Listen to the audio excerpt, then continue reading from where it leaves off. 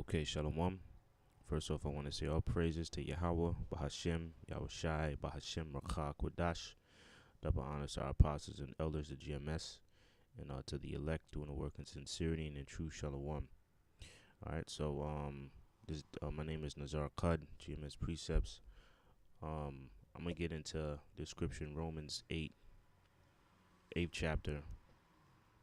Okay, which is a very powerful scripture and a concept that one should always consider and think upon. Okay, because really there should be nothing that should separate you from the Most High. I'm referring to now. When I mean you, I'm referring to you Israelites, and furthermore the elect of the nation of Israel, which Lord willing, I'm part of that number. Okay, all right. Which because I gotta break it down. Which consist of you so-called Negroes, Latinos, and Native Americans. All right, or if you come from the line of those people, okay, which are the true biblical Israelites. Now, like I said, this is Romans 8 and 34. Well, you know what? I'll start at 33. It says, "Who shall lay anything to the charge of God's elect?" Okay, it is the Most High that justifies. Let's see what the word elect is right here. I already said it. Electos. Elect goes back to the word electos. I'm sorry, eklektos, which is chosen, picked out, chosen by the Most High. Okay, the elect is a very important concept. It's not just a thing of being an Israelite. It's being a chosen. Okay, because there is a chosen of the chosen. You know what? Let me go to St. John. I'm sorry, John 17. Because there is a chosen of the chosen. It's not it just because you're an Israelite does not mean you're safe, okay? Or does not mean you're um um it does not mean that you're gonna get deliverance, okay? It does not mean the Lord is gonna come back for you. All right. Now, being an Israelite, it does mean that you're gonna be in the kingdom one way or the other. But there's two ways to go in the kingdom. It's through salvation, okay, by what's called or by what's known as the UFOs, or in the scriptures, chariots of the Most High. That's one way, which is the way you want to go, which is to be delivered out of the destruction that's going to take place here, or it's going to be through death. Okay, which in Revelation it refers to it as the second death. All right, but Yahawashi right now is only dealing with the elect right now. This is St. John 17 and 9. So if this was a red letter Bible, this would be in red right here. It says, "I pray for them. I pray not for the world." What world is this referring to? The world of Israel. All right. "But for them which thou hast given me, for they are thine." Okay. Now he's referring to the elect. All right. This whole thing now is all about the elect. All right. So going back to Romans, it says, "Who shall lay anything to the charge of God's elect? It is the Most High that justifies." All right. Verse 34. "Who is he that condemneth? It is Yahawashi that died, yea rather that is risen again, who is even at the right hand of the Most High, who also maketh intercession for us." So it's the Most High, it's Yahawashi that's pleading with the Most High for his elect. Okay? For that's why it says oh man, what is that? Let me put in the word impute. I know it's in Psalms. You know what? Let me just go to imputed. Let me see imputed. Okay, I know. I'm gonna just go to it. I know it's in Psalms. Is it 30?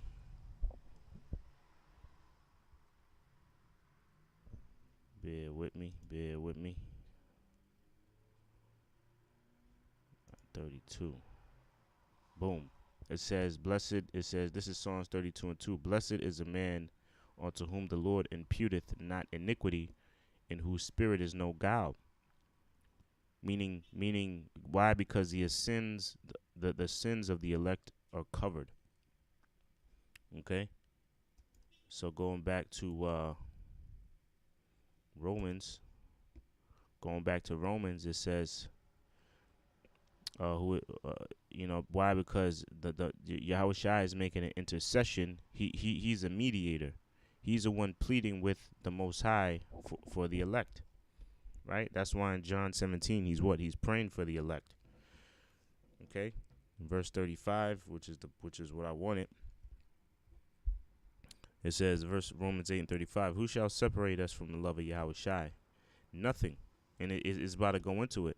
Shall tribulation or distress or persecution or famine or nakedness or peril or sword? Okay? Nothing should come between us and the love of Yahawashi or this truth. Okay? Nothing. And, that's why, because all these things that are listed here, tribulation, distress, persecution, famine, nakedness, peril, sword, that's all. That's part of that fire, man. That's part of that fire that's spoken about. All right, because that's why it says in Matthew's 24th chapter, I won't get it. It says, he that endureth to the end, the same shall be saved. So in order to receive salvation, you've got to endure. You've got to endure all the tribulation. You've got to endure the distress, the persecution, the famine, the nakedness, the peril, and maybe even death, pursuing the pursuing the Revelation 2 and 10. You will have martyrs in this, man. Okay? But nothing should be able to separate us from this truth. All right? And I'll say this for the elect, nothing will separate the elect men of Yahawashi from this truth. The only one that is going to separate are the 2/3. That's why you have those fallouts.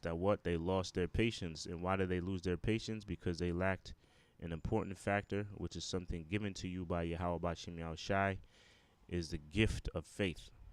Because faith is a gift. Okay? Since I quoted it, I'll get it. Ephesians, the 2nd chapter, 2 and 8. It says, for by grace are ye saved through, Ephesians 2 and 8. For by grace are ye saved through faith. Okay? So salvation, so one that will receive salvation is one that endures. And how does one endure? Through all the tribulation, through all the pain and heartaches and all that, they endure through faith. Okay, and it continues. It says, "And that not of yourselves," right? Because you didn't create that faith from yourselves. It is what? It is the gift of Yahawah. It is a gift of the Most High. Okay. Going back to Romans, I'm done with this. Let me get 1 Peter 4 and 12. Beloved, think it not strange concerning the fiery trial, which is to try you, as though some strange thing hath happened unto you, man. Okay, because the day when you come into this truth, you're going to catch hell all angles, from your family, okay, from the world, from your woman, from your job. You're going to catch hell from all avenues, man. All right, so, and the scriptures tell you about this, man. It tells you about through much tribulation, must we enter into the kingdom of heaven. So this should be no surprise to you if you walk outside and you have 3 flat tires. Okay, like what the fuck? Like it becomes it's not comical, but it becomes comical in a way, because you're like, yo, this is which when that happens, that should give more validity to what you're in. Okay, you should look at yourself and be like, you know what, this gotta be the truth, man, because everything that's happening to me right now, it's in the scriptures. All right. So really, that's why I believe it was Paul. It says glory in tribulation. But this scripture is saying what? Think it not strange when the fiery trial. I read it again, beloved. Think it not strange concerning the fiery trial, which is to try you. Okay. It's the Most High making us stronger, making us, because the word, when you go into the word endure, it means to what? Make hard. The Most High is making us into men. Okay, He's making us into leaders. 144,000, they are the leaders of the nation of Israel under Yahawah bahasham Yahawashi. It says, which is to try you as though some strange thing has happened unto you. It says, but rejoice. There you go. Rejoice in as much as ye are partakers of Yahawashi's sufferings. Did not Yahawashi suffer? Okay, when he said bear your cross, you got to bear that cross, and you got to think of when he had to carry that cross, man. This is after he got beaten, he was scourged, and he had to carry that cross, man. Okay, he had to carry his cross, and that was that ancient wood. That shit was extra heavy. Okay, Yahawashi suffered, man. We must suffer also. Why? Because we are in the same stead. He was made our example. Okay, so to receive the blessings, we have to go through the same things. It says, inasmuch as ye are partakers of Yahawashi's sufferings, that when his glory shall be revealed, ye may be glad also with exceeding joy. Let me go into the word. Inasmuch as ye are partakers, let me go into the word partakers. Let me see. Partakers. Okay. Let me let him do it. Strong's G 2841. Koinoneo. Koinoneo. Okay. So that's koinoneo. Okay. It means to come into communion or fellowship with, to become a sharer, be a partner, or be made a partner, to enter into fellowship, join oneself to an associate, make oneself a sharer or a partner. Did not Yahawashi say, the things that I do, ye shall do also? Did not Yahawashi say that the things that he went through, or rather, did not he say the things that he went through, you're going to go through also? Okay?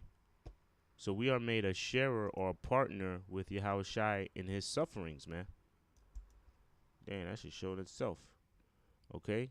That when his glory shall be revealed, ye may be glad also with exceeding joy. Okay? The next scripture I'm going to get is in Ezra, 2nd Ezra, the 7th chapter, 6th verse.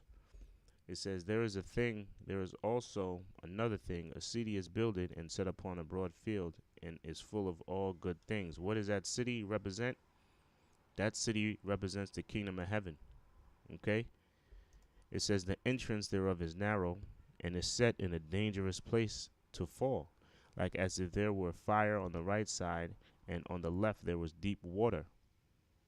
And the one and only path between them both, even between the fire and the water, so small that there could but one man go there at once. Now, what does this scripture remind you of?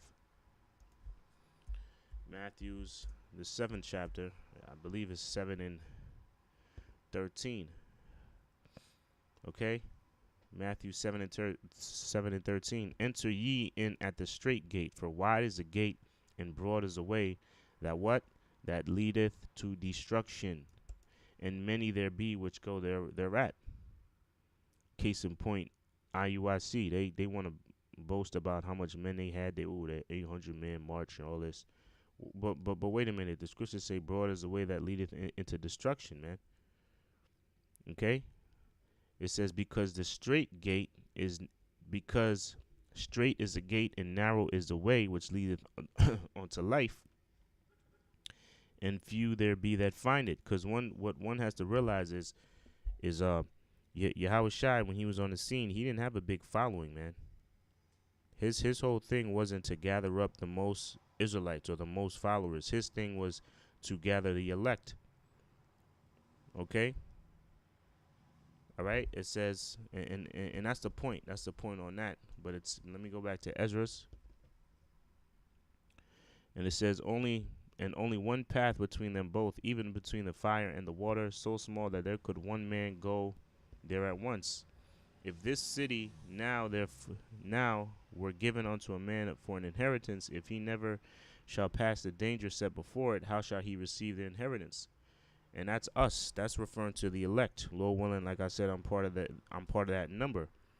In order to receive the gift, you have to go through that narrow path. Okay, and it's a dangerous path. It's a hard, difficult path to go through. It's a straight gate, and that word straight in Matthew's means what? A position of difficulty. But guess what? In order to receive the kingdom, all right, in order to receive that pass, in order to receive that gift, this is what you have to go through. You have to go through that narrow path. You have to take that straight gate. You have to go through tribulation. You have to bear your cross. And our number one example was Yahawashi. All right, so that's pretty much it. Lord willing, y'all brothers was edified. Until the next show, shalawam.